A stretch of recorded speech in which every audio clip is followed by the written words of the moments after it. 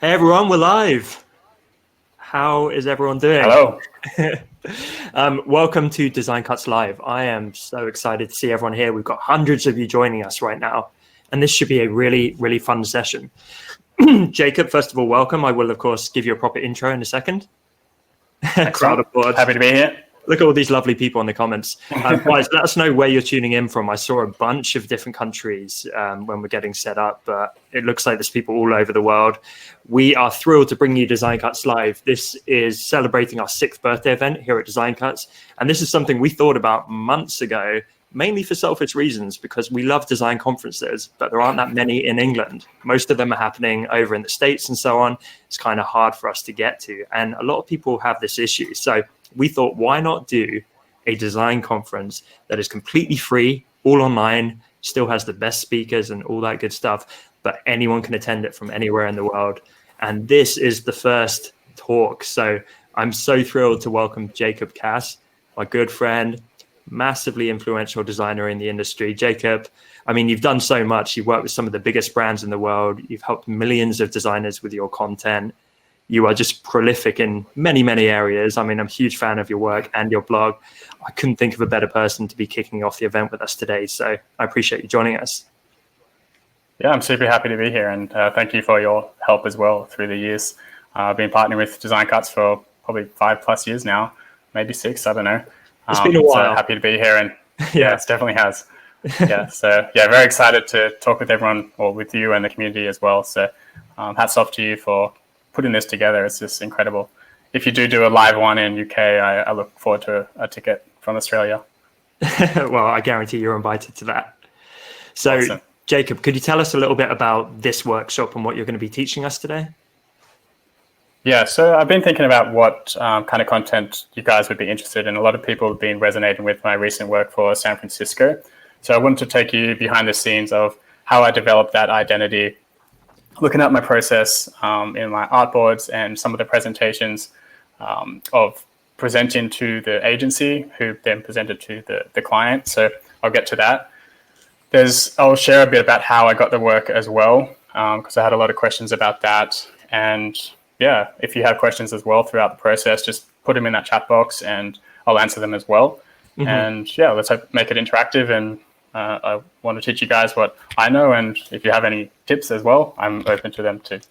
So. It should be great. And I've told a few friends and people I know about this particular client of yours, and they're like, oh, San Francisco, is that the name of a coffee shop or something? I'm like, no, like East San Francisco, the place.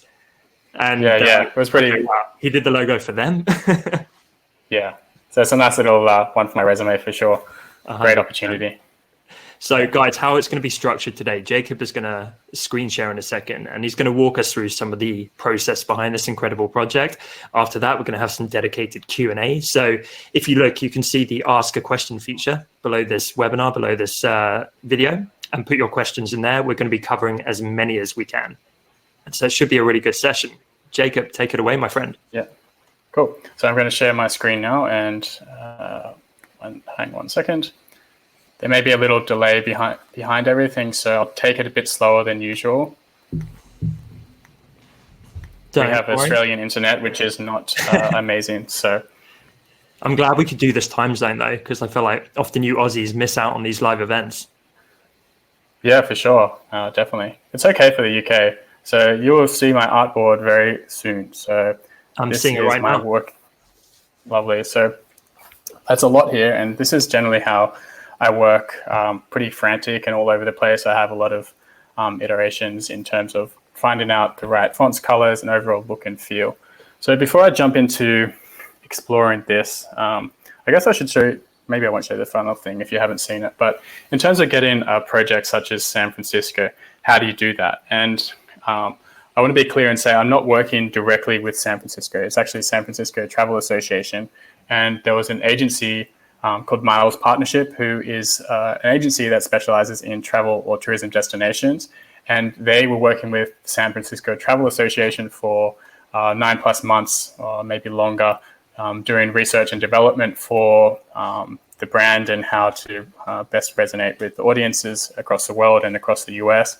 And from that R&D project, I got given a very detailed brief, which is many, many pages long, and then a couple of pages or short, succinct version as well. So it had a nice brief to go off. You can actually see a little bit of the, let's see if I can go in here. I love how gigantic your artboards are, mate. They go big. So this is a little snippet from what the new brand was going to be. It had to be progressive, radiant optimism, progressive spirit, bold, confident, inviting, inspirational, honest, and playful. So that's what the brief was, more or less. And San Francisco has a very iconic bridge, the Golden Gate Bridge. And from the beginning, I knew this had to be in the logo, but I did explore other things to include. So the other icons of San Fran is like the trams and some other buildings and the seafood and the cuisine and all of that. So I did explore those other options as well. But for a city as diverse as San Fran, it's hard to put so many things into one mark to really signify what the brand is all about. So I knew type was going to play a huge role in this particular project. So I spent a lot of time experimenting with different typefaces, and you'll see just from this artboard the different typeface exploration. And at the end of the day, it came down to trusty Helvetica condensed, and surprise, but it just worked for the brand, and it was combined with a 17-degree angle. So let me just show you the final logo. So there's where is it? I do love how many iterations you go through, because it really shows the work that goes into brand design. I think a lot of people who aren't so familiar with it think you just kind of spit out the final result. Yeah. But there's some real strategy and thought behind it. So these are the final work. San Francisco, that's on the orange version. Let's see. On orange, and these are the different versions. So you'd have this is kind of from the style guide. There'll be different versions. So a reverse version, one with an outline. So that's when it's like there's a that needs contrast. So there's a white stroke around it. Then there's a full orange version, and then there's a black and white version, also with strokes. So there's about 7 versions of the logo, as well as a social media avatar, which was just SF, and that was also on the 17-degree angle. So the idea between the 17-degree is to convey that bold optimism feeling, or confident feeling, sorry. And we use that idea across the rest of the brand identity. So there's that 17-degree slant on many other things as well. And it's also reflective of the streets of San Fran. They're very hilly, and the forward progression of San Francisco. So it also tied into making the brand the logo very, well, it's a long name. How do I say this? It's like San Francisco is a very awkward name. There's a break in it, and it's long, and it has to be read as San Francisco. It could never be shortened to San Fran. That was very clear in the brief. So probably if you had it on one line, it would read quite oddly as well. That's a lot of letters to... Yes, and it makes it very long. So that's what their problem was before, was the type was very long when written out, so it had to kind of be split. Mm-hmm. And this was just a nice solution. So this was the final mark. This was the social media avatar or profile image. That's the outline version. I mean, I love the logo. It does feel it's been modernized, but it still has those good foundations behind it, where it's just a really solid brand. Yeah, absolutely. And the 17-degree thing system you'll see here, so they have like different sub-brands and that they use. So it just makes the whole brand cohesive. And I'll get to exploring these ideas further and how I came up with that particular idea. So this is just improper use and more things from the style guide. Yeah. Logos on the background, so just different uses and where you can't use it. So that's the final work. Before we jump into some of the workflow, I do hope everyone's got notepads at the ready, by the way. I do myself, my trusty Post-its, because I know I'm going to get a load of value from this. And Jacob, as I say, we're going to do Q&A after you've walked us through this, but I've just got one question before we jump in. Yeah. Is there a specific terminology? Because in my mind, you've got the kind of overt brand imagery where it's clearly the bridge and that's the most noticeable thing, an iconic thing in connection with San Fran. But then you've got things like the angle, like the representation of the optimism and the streets, and that's kind of the subtle stuff where it might almost be subconsciously affirming what the city is all about. Even if people can't directly point it out, it just feels right.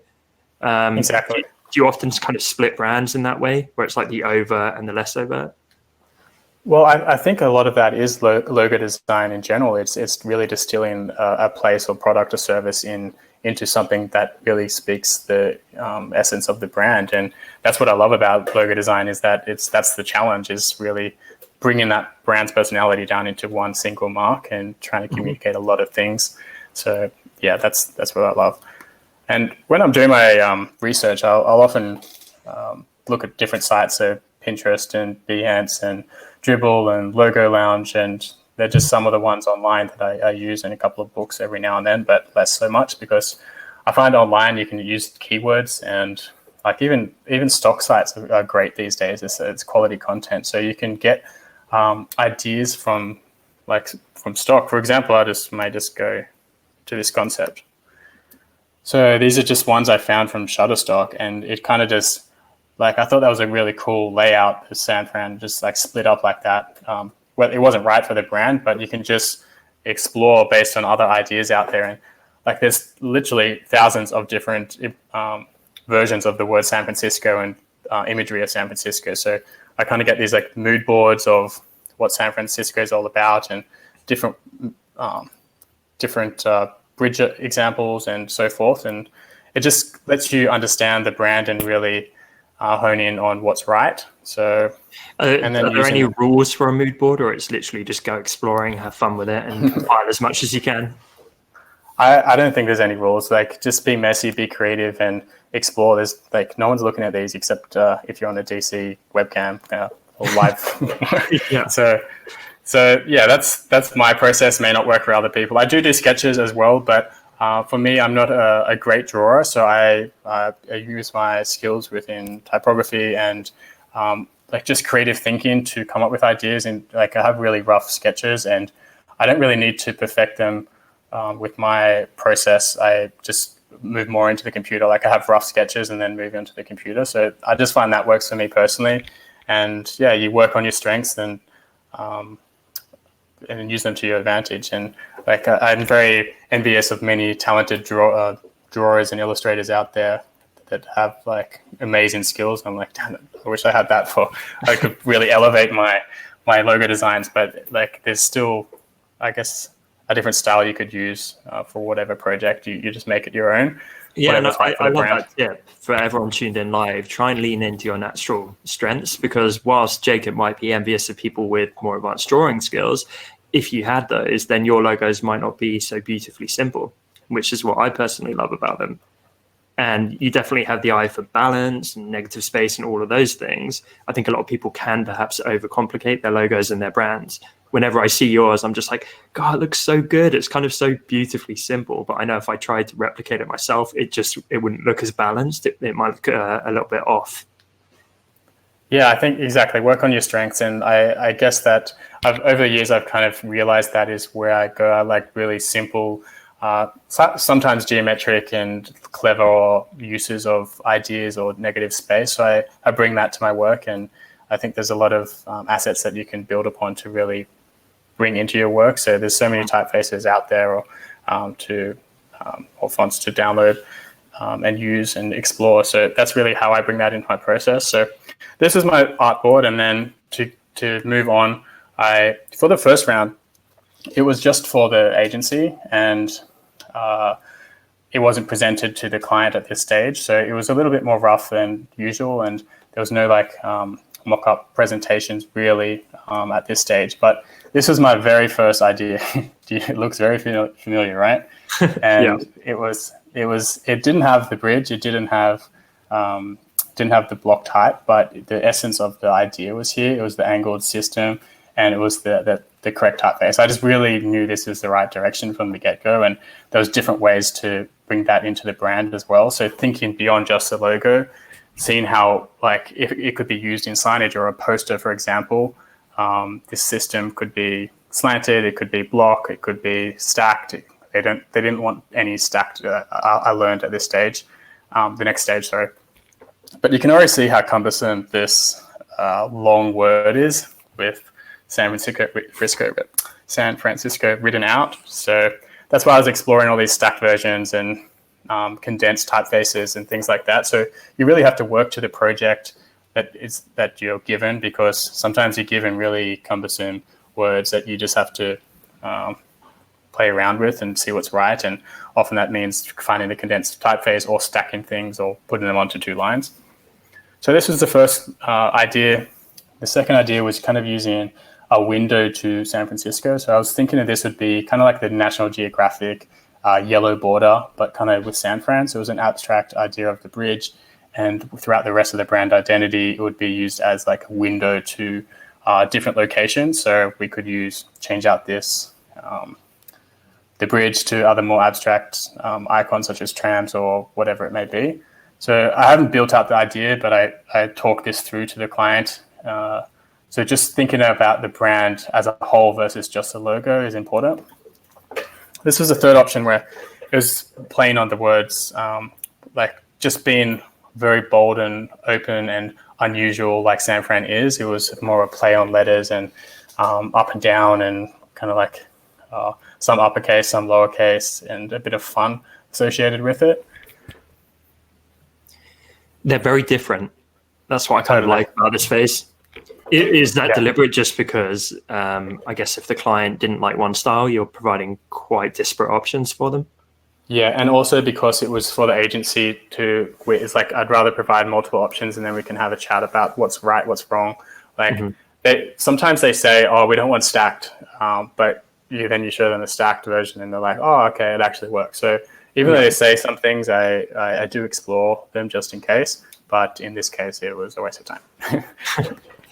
So this version, this was using kind of the S as a symbol to tie into the tagline I created, that always being open and being approachable. And the idea was using this S symbol to be kind of a window to San Francisco. Obviously, S stands for San Francisco.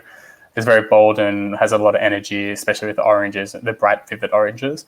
So this was the thinking behind this approach. Then I did a type-driven approach. I think this typeface was by Ian Bernard, maybe. It looks familiar. Is that the Honest Designers script? Yeah, I think so. Yep.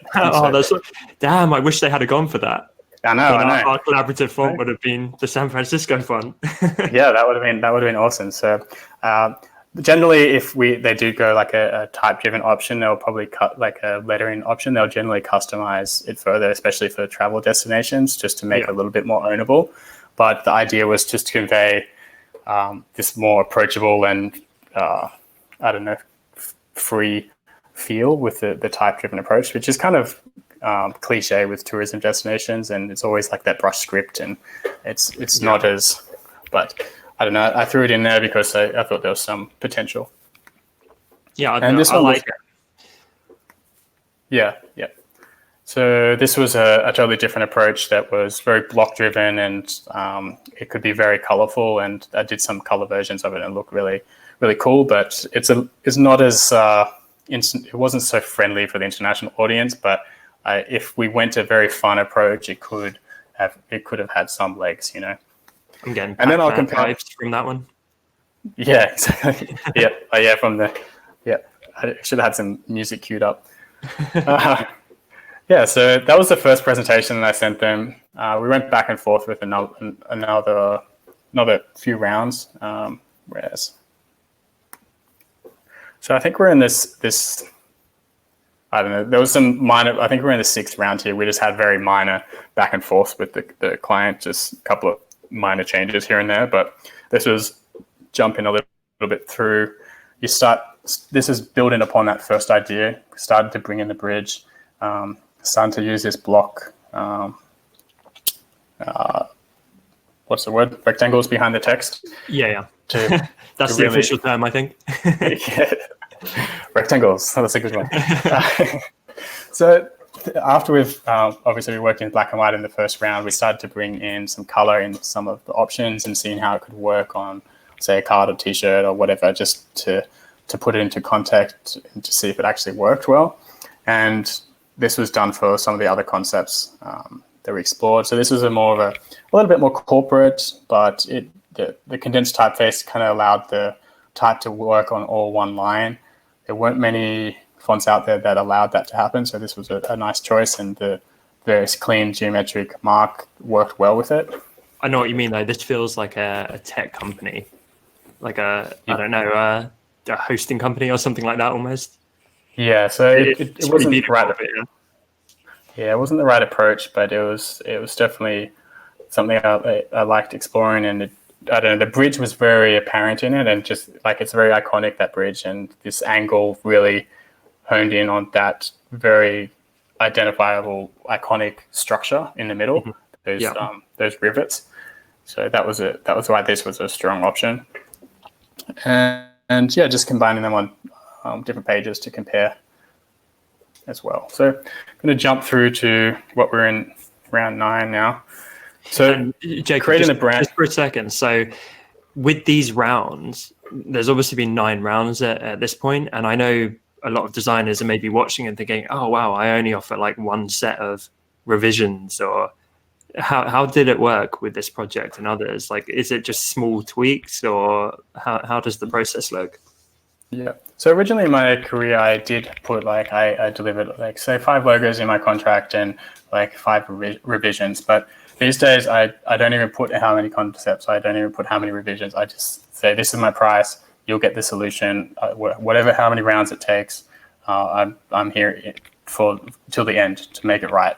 Okay. And that's just the approach I use. And whether or not that takes 9 or 20 rounds, I'm open to it. I just want the right result. And the benefits of that is that either the work actually gets used and there's something you're proud of, and then you get better work. So if you put the work in from the beginning, it just pays off.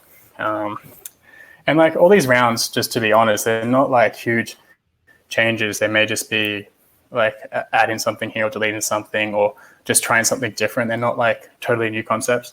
For this particular project, they upped my contract. I said that I needed more work. Well, they were requesting more work, so I upped the contract and asked for more money. They gave it to me, which was good because that allowed me to spend more time really expanding on the brand.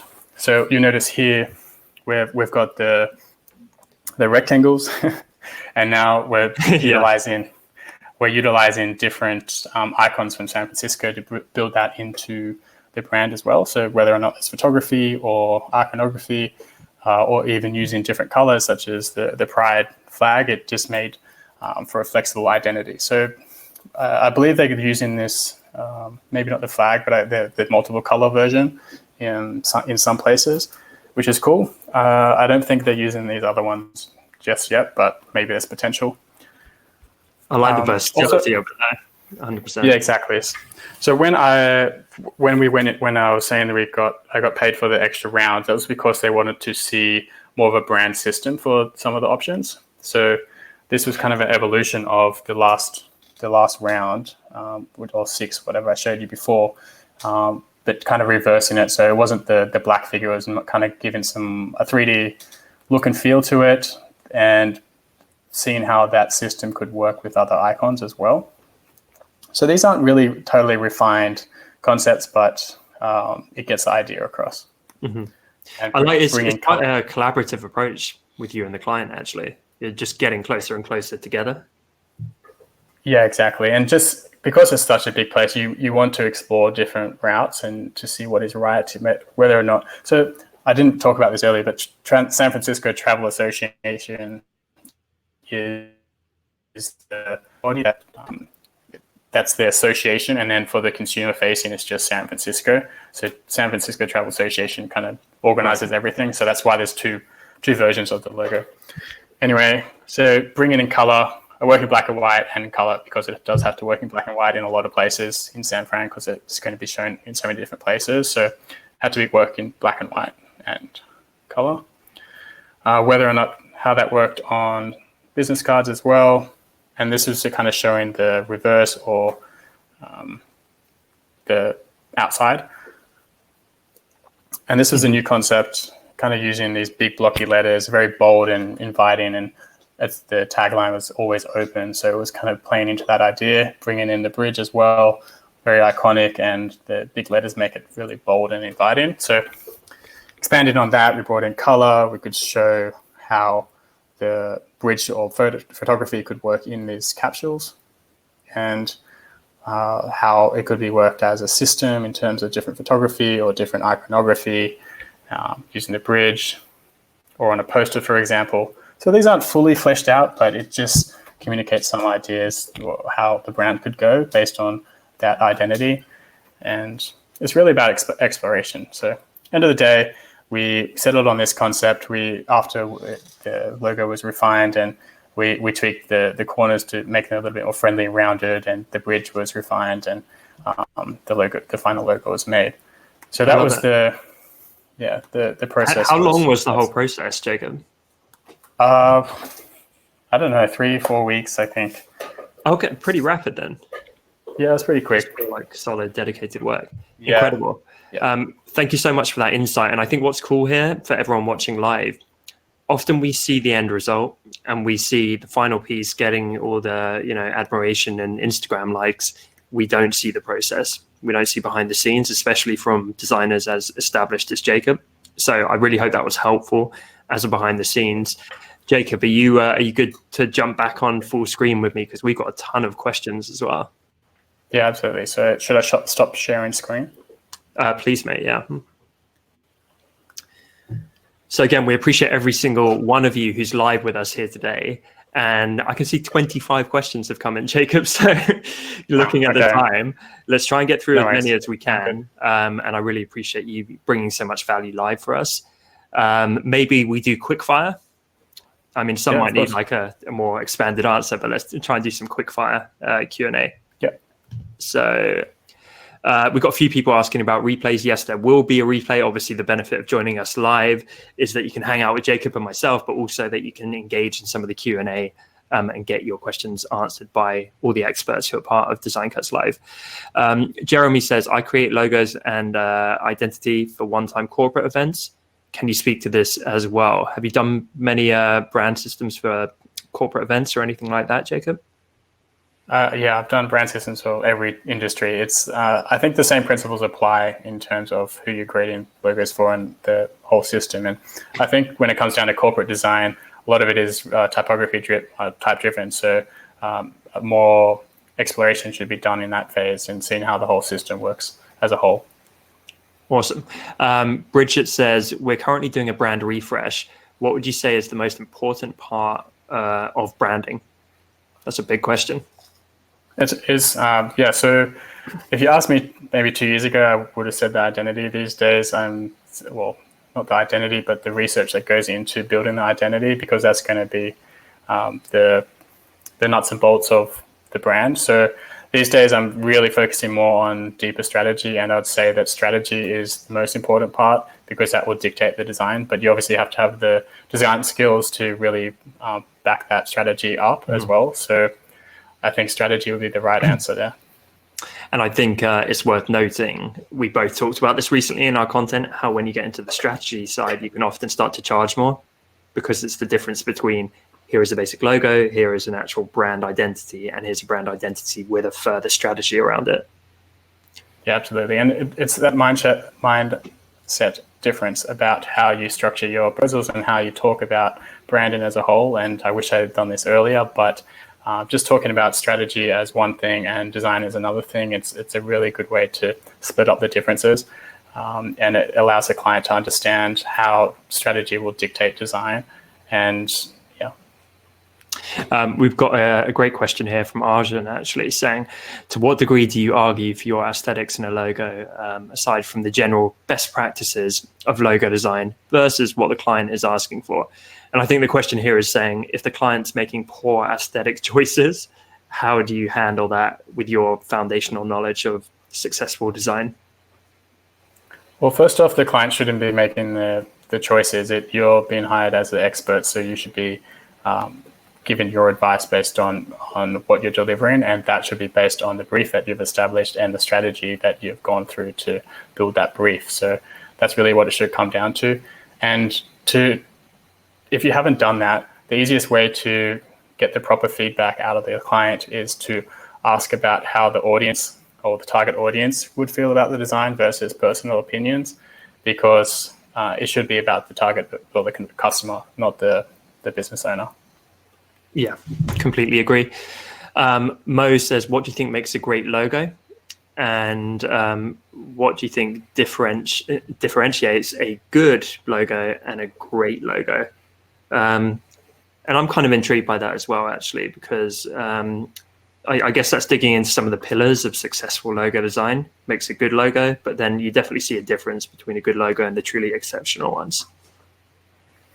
Simplicity is definitely up there with what makes a good logo. And obviously, like, I'm just going to use some examples to give it context, because like, say Nike's logo, it's simple and identifiable, but whether or not that's a good logo, it's debatable without the marketing dollars. So in terms of a good logo, if it works for the brief and what the business is trying to achieve and communicates everything that's defined in that brief, I think it's a good logo, as long as the principles of what it makes a good logo is there. So for example, it can work in different sizes, or there's different versions that can work across the board. So responsive logos is another thing, having different versions of a mark or a secondary mark and so forth. That just makes the whole system of branding and logo design work better.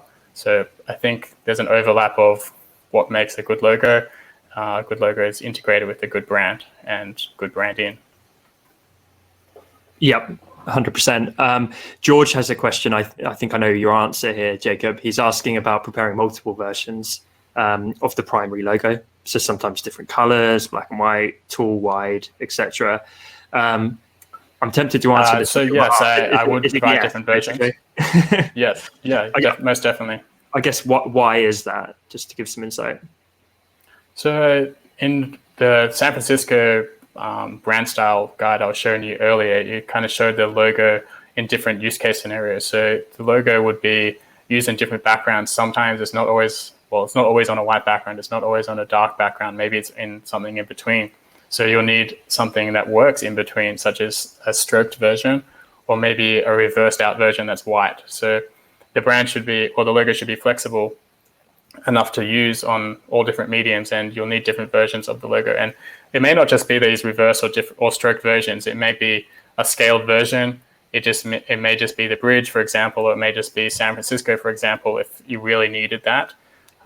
It just depends on the logo, but there definitely should be different versions of the logo: horizontal, vertical, square, stroked, reverse, black and white. Then you could get into Pantone, CMYK, and so forth. So there are a lot. I will plug this really cool Illustrator plugin called Logo Package Express that just came out recently, and look that up because it really makes it a breeze to export logo files if you want to do export all of them and save you time. So instead of an hour, it'll take you five minutes or so. I literally was thinking of the same plugin as you were answering that. And yeah, that's great. Steve is saying he has trouble valuing his work. So often he won't know how much to charge the client or how to handle the budgeting side. Yeah, so pricing is another subject entirely. I probably won't get into it here. It will go off topic. Yeah, but there are some. In fact, it's worth noting on, I think it's Wednesday, we've got Michael Jander speaking specifically about pricing for designers. So Steve, I would check out that full dedicated session because Jacob's right. That's kind of a whole subject in and of itself. Yeah, absolutely. Tio says, can you show us the first logo you ever designed that went live? And maybe the oldest ones you remember that you're quite happy with.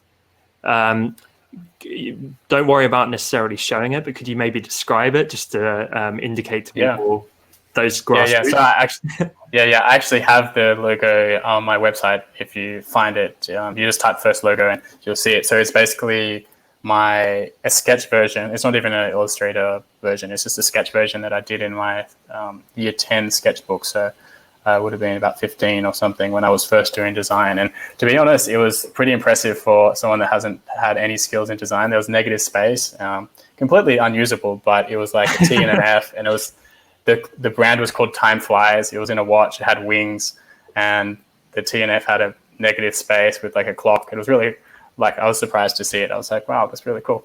But completely unusable with the wings and all that. But it was nice to see. That's awesome. I might have to look that up after this.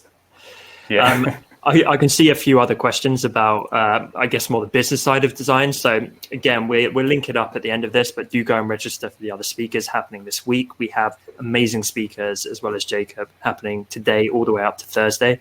And so we're covering things like pricing, clients, niching, focusing, making more money as a designer. So all of that kind of stuff we're having dedicated sessions for. So enjoy that. Gargi offers grid system in logo. Is it essential, or can you do without it? I don't use a grid system for for 90% of the process because it's a waste of time.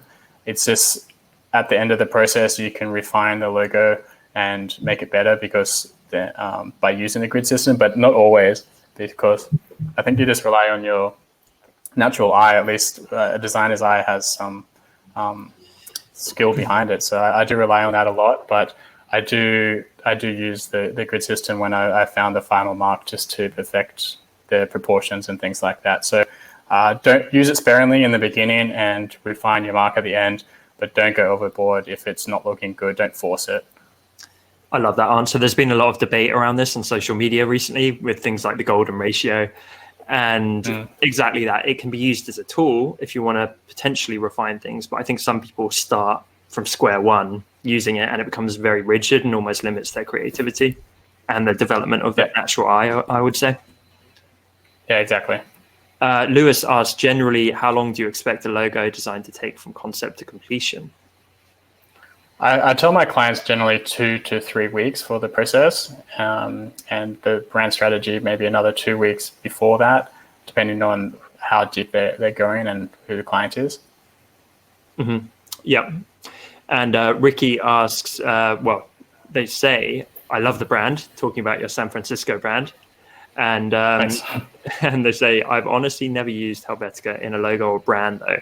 I know it's very flexible, but I'm curious why it's still a default in many logo types and brands. Thank you.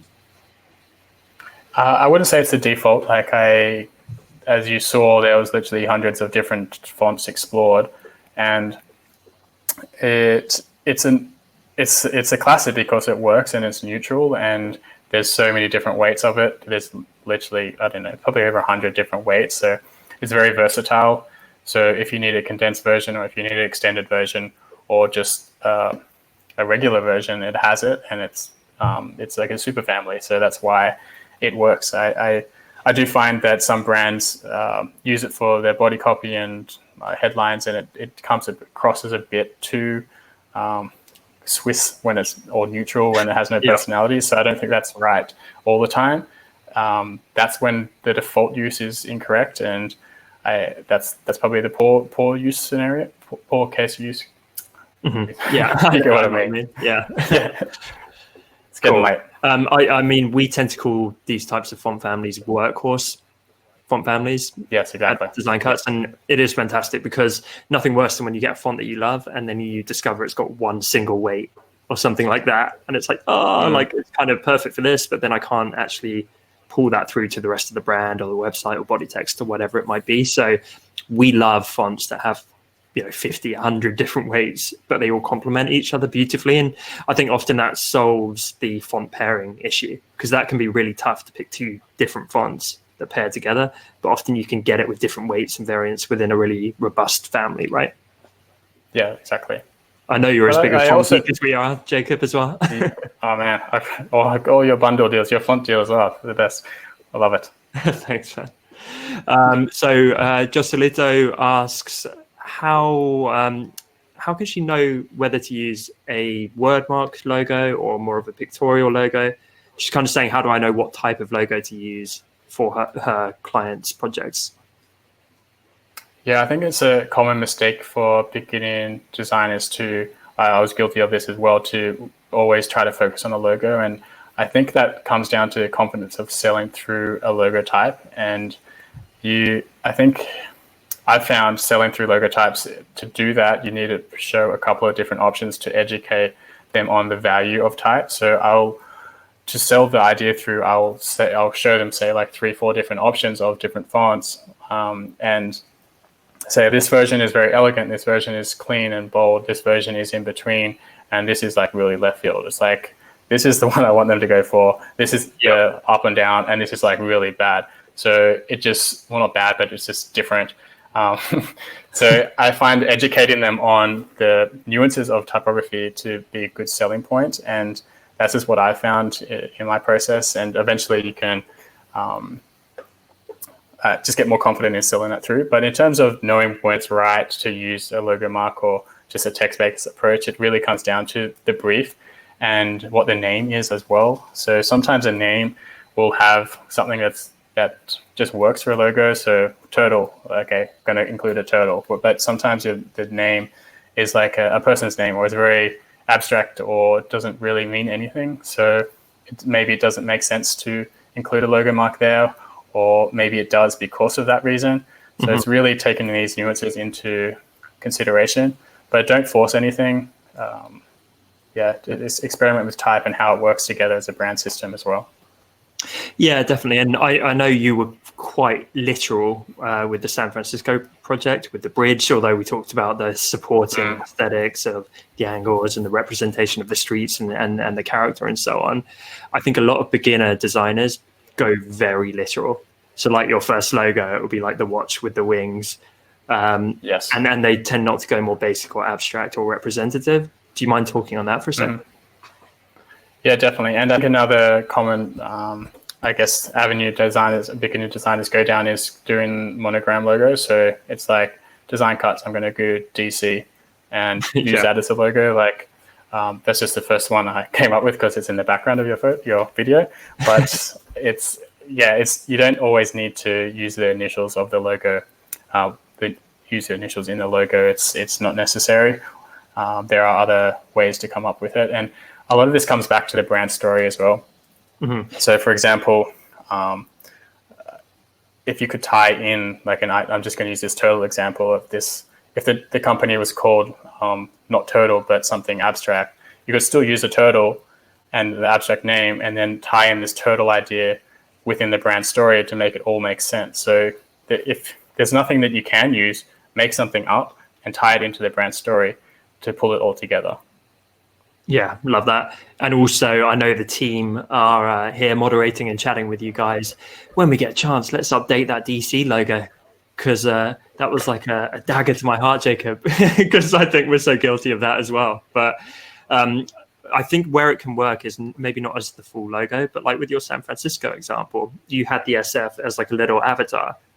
And that shows like a variant of the logo where it can be effective just for those small sizes. But you're right. I think a lot of beginner designers make that the entire logo. And that's where it just becomes a little bit boring, maybe. Well, yeah, it can work. And like, for example, DesignCuts, I know you don't use DC for the full logo, but you may use the DC somewhere else, like the background there, where it just makes sense because I could use JC for my brand if I wanted to, but I pretend I do use the full logo as the brand mark. Janie as well is asking about whether you face creative blocks still and how you deal with that.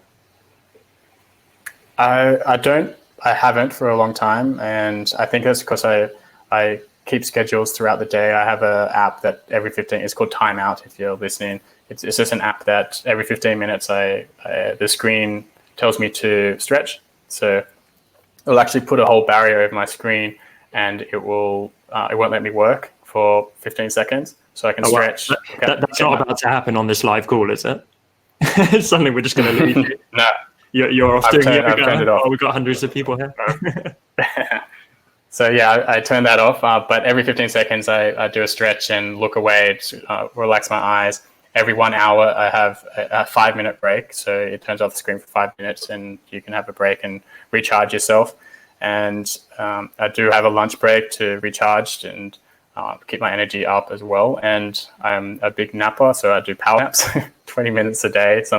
Not every day, but living the dream. days that, I don't know. It's just this works for me. But I have a son that wakes me up at like 5:30 every morning, so it's kind of a requirement.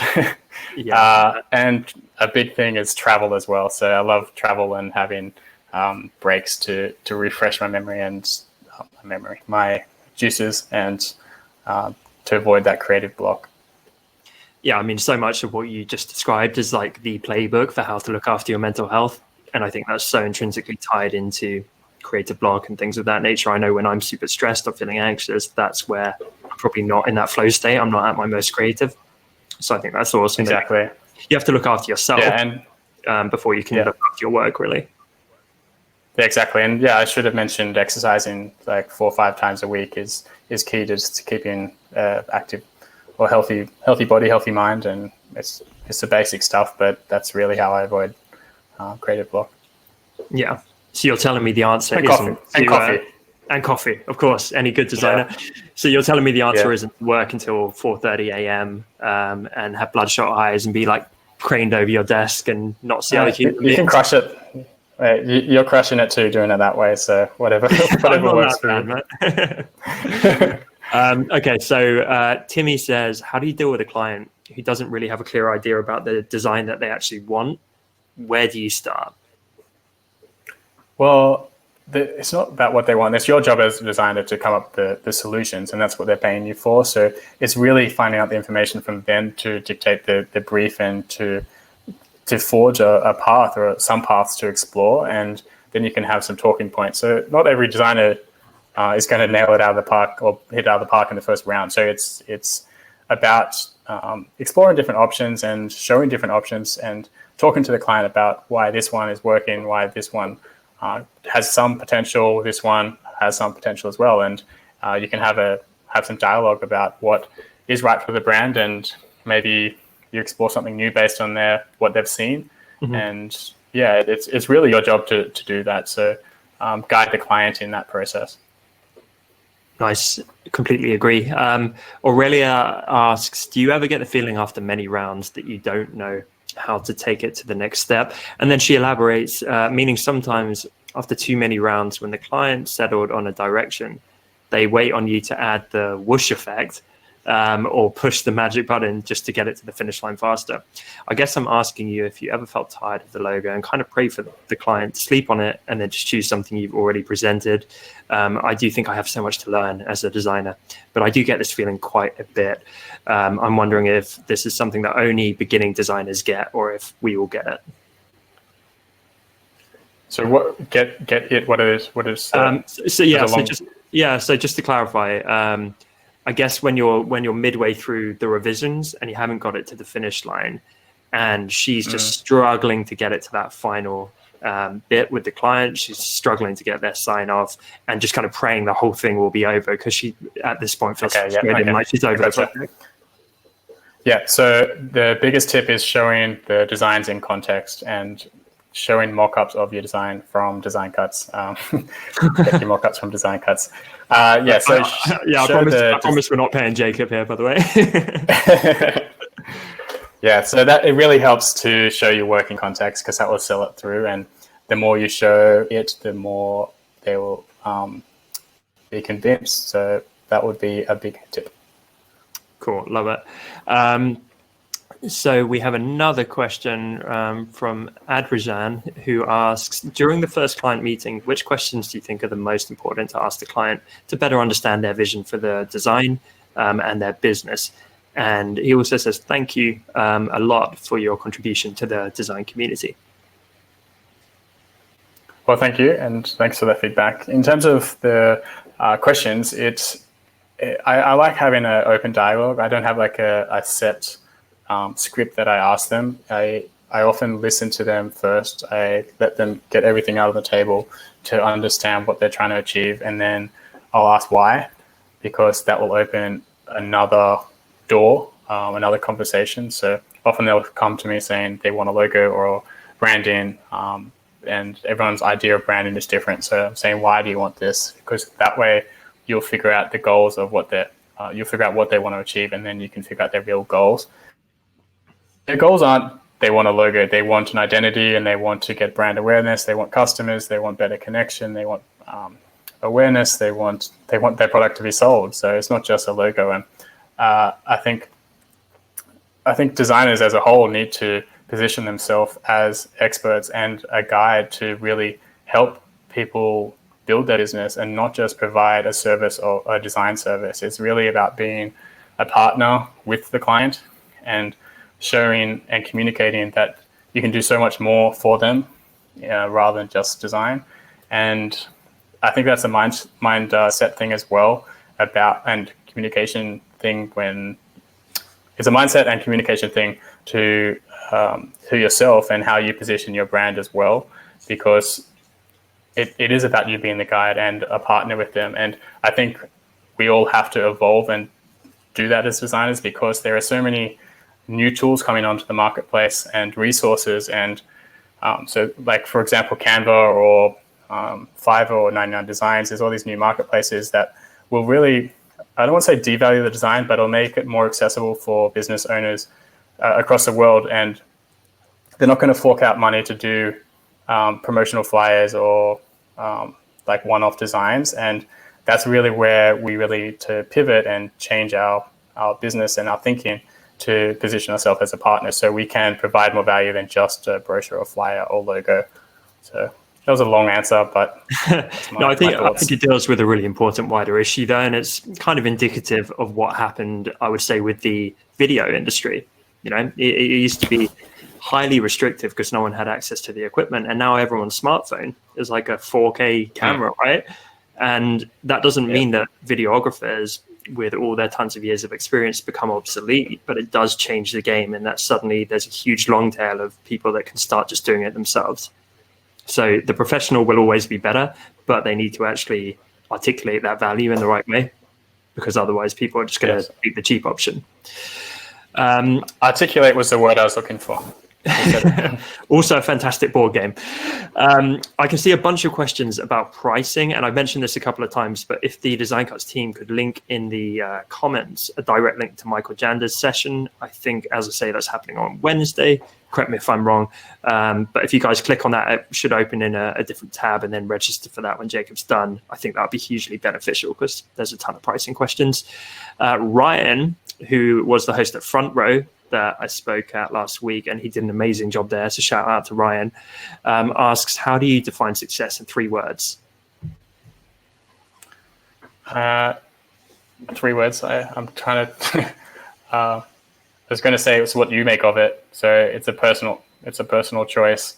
That's probably 4 words, but success is doing what you love. It's happiness. It's I think someone asked this on Instagram recently, and I said it's a personal thing. It's what you make of it. It's what you define as success. And like I've considered myself successful, but then I think you reach a point where you want to be more successful. Like you reach one mountain, you go to the next. You want to see go up the next mountain. And I think as long as you're happy and doing what you love, like you're successful in some way or another.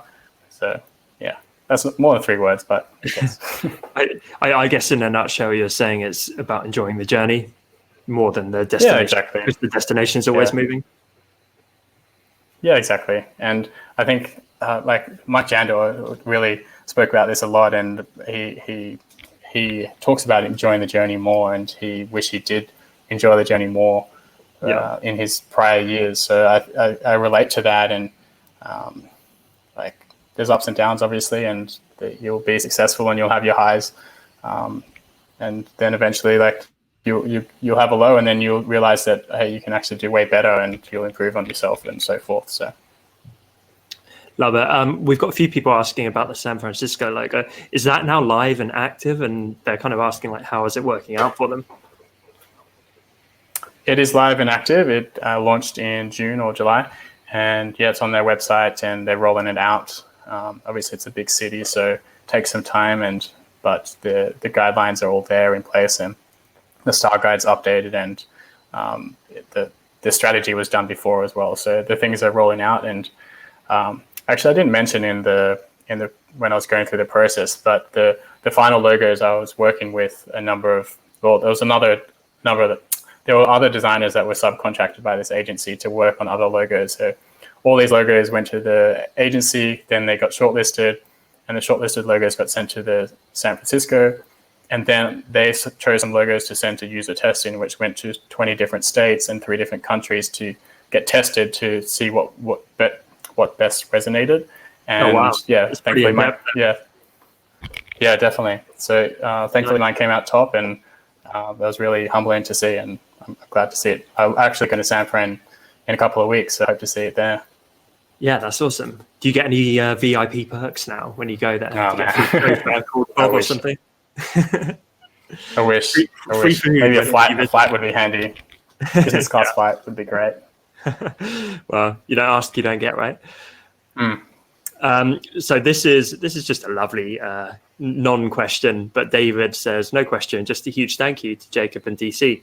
Thank you, David. Appreciate it. And honestly, we appreciate every single person here. Jacob, have you got a few more minutes? Because there are a ton of questions. Yeah, absolutely. Late for you and us.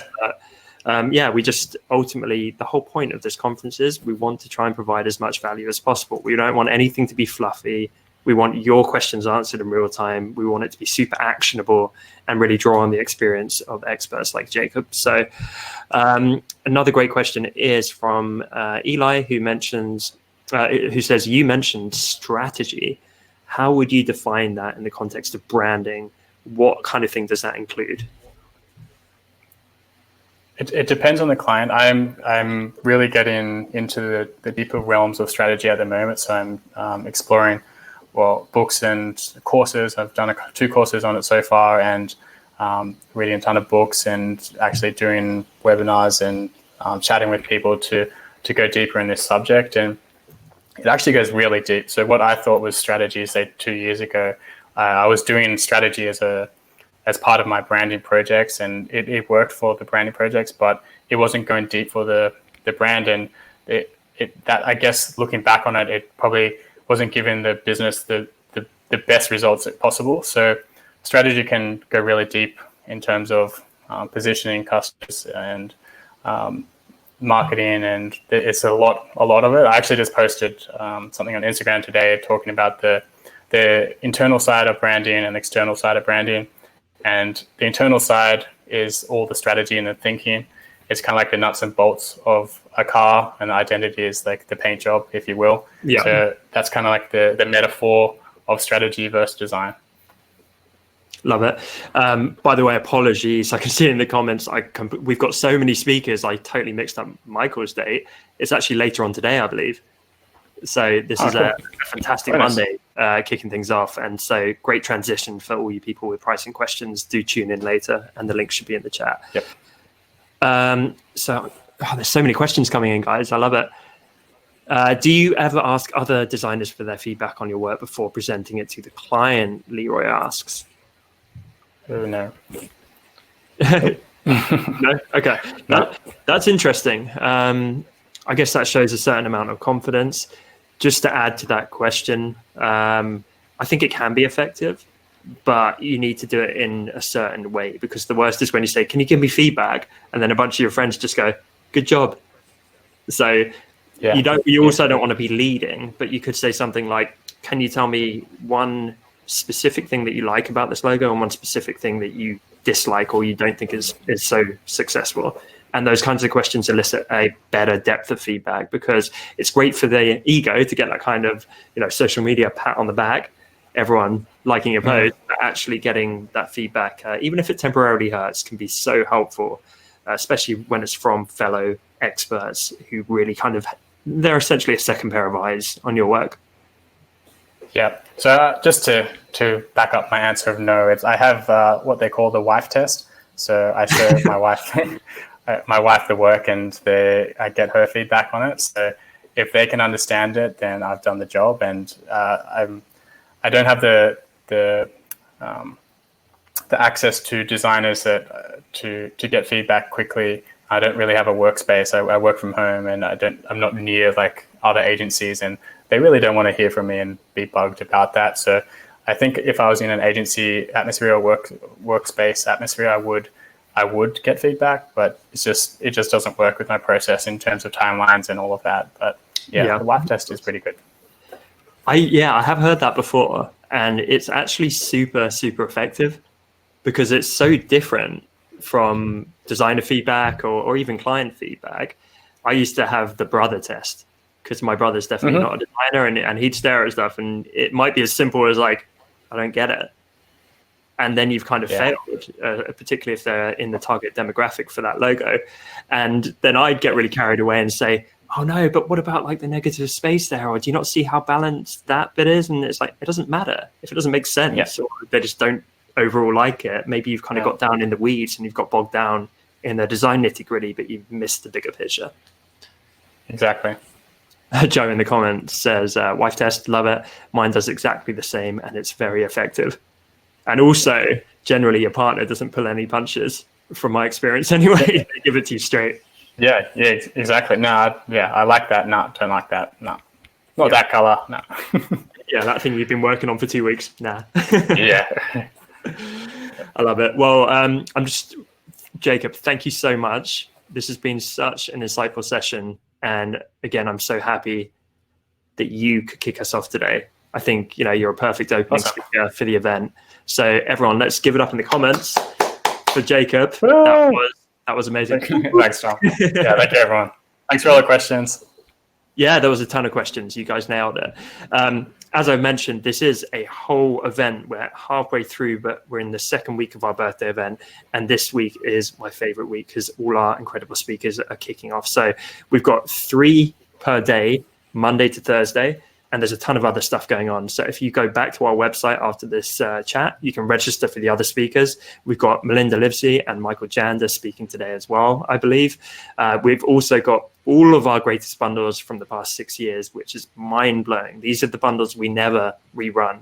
And this is your one chance to get them again for up to 99% off. You get, like Jacob says, just a ton of awesome fonts, mock-ups, graphics, at the biggest discount available anywhere with the best licensing available anywhere. You also get a shed load of freebies, including our ever-expanding freebie bundle. I think there's like 20 free products in there now, all super popular at regular price. And there's a competition where you can win an iPad Pro. So be sure to check out all of that good stuff. This is really like a festival. So guys, get like your feathers in your hair and get some hippie gear on and just enjoy the week. But Jacob, thank you again. Where can the lovely people watching live find you online? Yes, so justcreative.com. You'll get all my links on there. I won't bore you with the rest of them.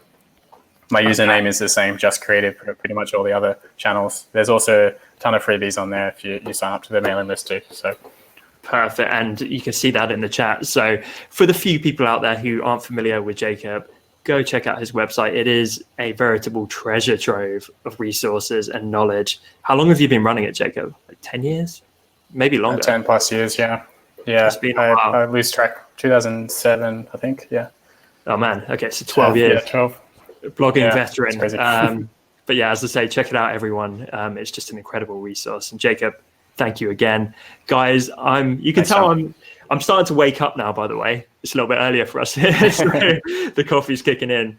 But yeah, I'm so excited. I'm going to see you guys in a few hours for the next session. But please, keep the feedback coming. Keep showing up for the sessions. We're going to pack in as much value as we possibly can. Thank you, everyone, for being part of this. Jacob, thanks again for jumping on with us. And we will see you guys in a few hours. Yep, no worries. Thank you so much. Thanks, John. Thanks, mate. I look forward to the other conversations too. Cheers, buddy. Me too. See you later, guys. See you in a few. Bye.